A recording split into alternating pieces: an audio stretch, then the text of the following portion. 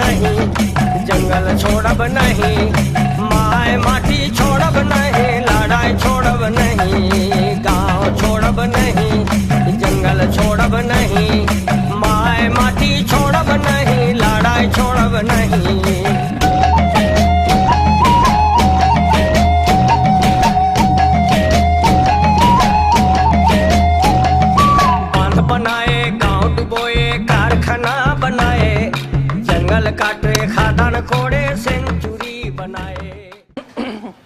This is one of the songs that is very close to my heart. You have one topic in your syllabus, if you could look into chapter 7, paper 2, and am I audible, sir, to all of you? And then towards the end of the syllabus we have one more. Is the voice okay? Ethno-political movements, etc. So tribal movements is one of the topics that we are going to have in the syllabus. This is one that comes very close to that, called Lalgarh Rebellion. This I think you can take as your work for the week, Lalgarh Rebellion. I will be naming several other movements as we get into the course, various tribal movements that you will have to study. How was the weekend, by the way? Enjoyed? Oh, get it. Yeah. Classes? That's the best way of enjoying the classes, weekend. I actually wanted to start my class with one small clarification, then I would get into speaking about one topic, that first 15-20 minutes thing that I was talking about, where I will be introducing a set of new terms, about 3 terms that I would be talking about. Then we will continue with, I think in the last class we were dealing with caste and its definitions. I am sure you must have, so we will try to pick up your rough sheets, and after 10-15 minutes we will try to recall the definitions. We would see how many we will be able to recall, and then we would try to discuss features of caste and then various theories related to caste, etc. I think it was 1 week, technically speaking about 5 lectures that we were together. I think now we should be picking up speed, so you should also be cooperative with me. Those of you who have joined late, how many? I didn't see you before. Today you have come. Anybody else who had come today? Yeah, great. We will talk to you after the class. You meet me after the class, those of you who have joined late. Okay? Now, a student was making this comment the other day. She said, I also would want to go for Andhra, but then you use the regional language thing in the class. That is actually something that I am worried about. So I thought I would give a clarification on that. My mother tongue is Urdu, my second language is Hindi, and then my regional language is Telugu. My paternal grandparents have a lineage of Parsi speaking thing, so we are technically Parsi speaking population. And then of course my other language, my religious language of discourses with the God is Arabic, and then I teach in English.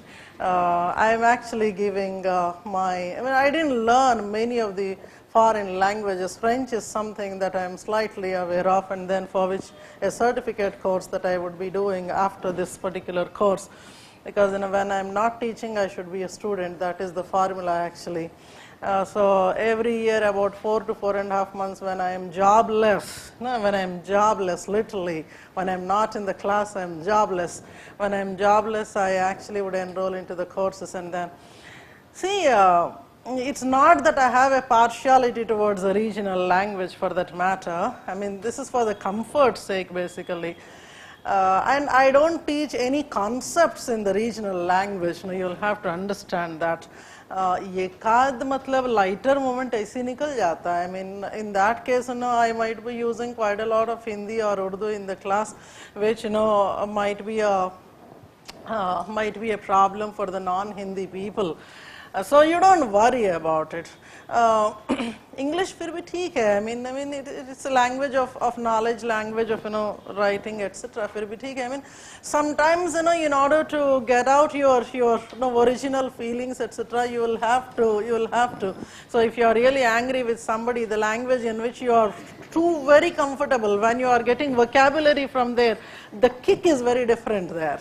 So it's something like that. In a very highly emotional moment, what is the kind of language that you use? I mean it's not like वैसा है, because till the 12th standard I was in Telugu, so I studied in Telugu. My father said engineering is not there in Telugu, so you better do it in English. I said fine. That's how things are. So engineering I was forced to do in English, kind of. So don't worry, I don't teach anything in the regional language. कभी कभी सांस लेने के लिए वो वैसा we use it that way. Too much of foreign language would slightly be uncomfortable. This song, generally this is the early morning song for us in the house. It's like your Gayatri Mantra. Gayatri Mantra? No? You know Gayatri Mantra? Those of you who do not know the meaning, you can go back and see. It is like my Gayatri Mantra. So there are several other songs that I would be sharing with you. My promise remains there. I will give you 10 very beautiful songs, some of them latest. We'll make audio releases here.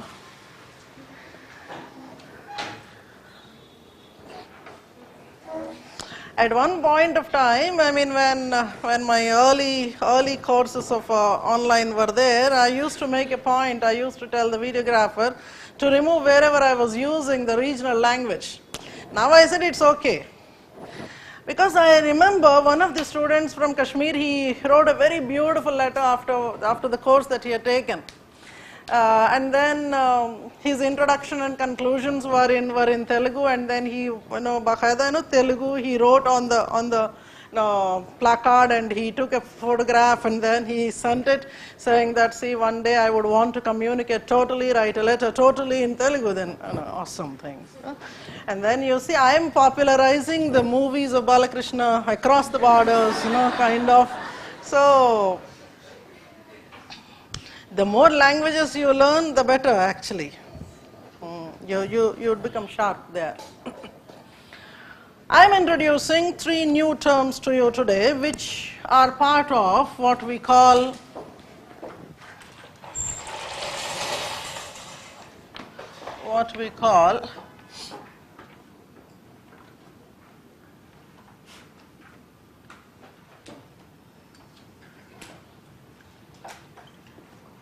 approaches to tribals. That is a part of your chapter 7, paper 2, approaches to tribals. So because I had introduced one tribe and one tribal problem in the class, I thought something to do with the tribe I would talk for some time.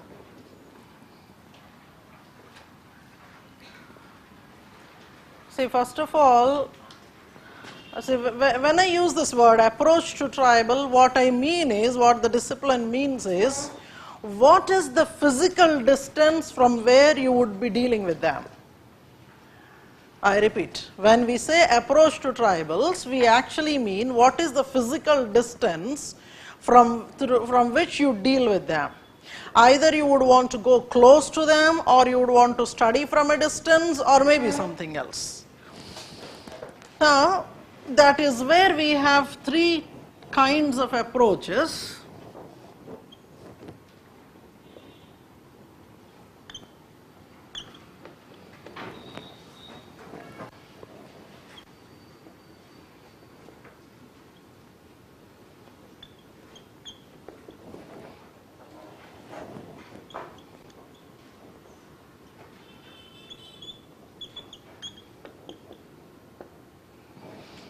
Isolationism, assimilationism, and integrationalism.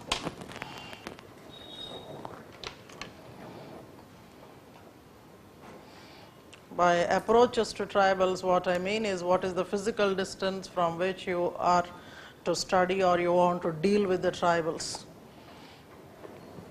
Just know the meaning of them right now. so that by the time we go to tribal anthropology, you know a bit of tribals as well.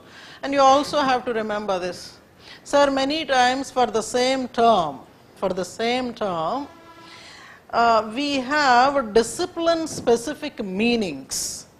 We have discipline-specific meanings. For example, I'll come back there.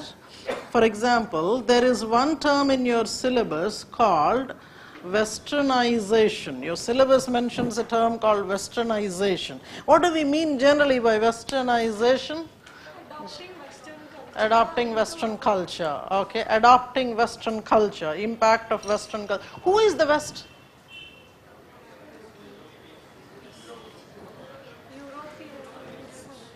Europe and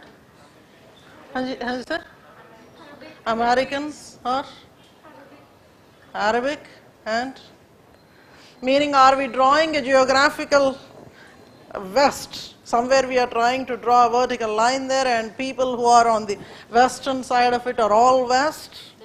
Where exactly, Hanji ma'am? The developed countries. So meaning, is it the entire Europe?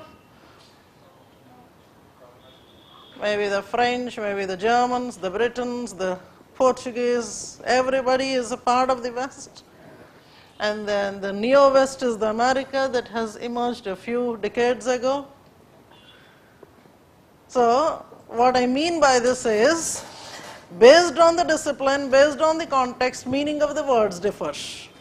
When it comes to anthropology, social anthropology for that matter, Indian social anthropology to be more specific, when we say westernization, I'm only giving a basic meaning. We will be dealing about these terms when we go to talk about Sanskritization, westernization, etc. It's only to communicate to you, bring to your point that the same term means differently for different people in different contexts. So here when I say westernization, this was a term that was actually introduced, defined by Dr. M. N. Srinivas. For him, westernization was the impact of the British, who had governed for a long time, about 200 years when they had ruled. The impact of the 200 years rule of British on Indian society is westernization. I repeat, westernization in the context of Indian social anthropology, as defined, explained by M. N. Srinivas, refers to the impact of about 200 years of British rule over Indian society. The definition looks to be very, very narrow there. Impact of the British rule of 200 years on Indian society. Actually, the definition that I gave is only a crux of it. There is a much bigger definition that he gives. I would want to communicate that particular thing here. So, many times what happens is, if you give your anthropology question paper to somebody who has not an anthropology subject, they may find it rather comfortable to answer because many terms look to be very, very, very common or very familiar. Concepts like these are some westernization or globalization. You can actually write it without writing anthropology answers. But then finally, whether you are getting marks in anthropology or not, that matters. So subject specific meanings are there. This is one. Second thing is, for the same term, within the discipline itself, there can be different meanings in different contexts. I repeat, for the same term. Here what I said in westernization, based on the discipline, within anthropology there is one meaning, outside anthropology, in the general parlance there is one meaning. But then when it comes to certain terms within the same discipline, see, we are dealing with anthropology, within the same discipline, based on maybe the context in which it is used, the sub-discipline in which it is used, the meaning may be different. I'll give you one example, that is the term integrationalism, but before coming there, I would want to talk about these two. See, isolationism refers to an approach to the tribals under which the mainstream decides to leave the tribals alone. meaning no interference, be away from them.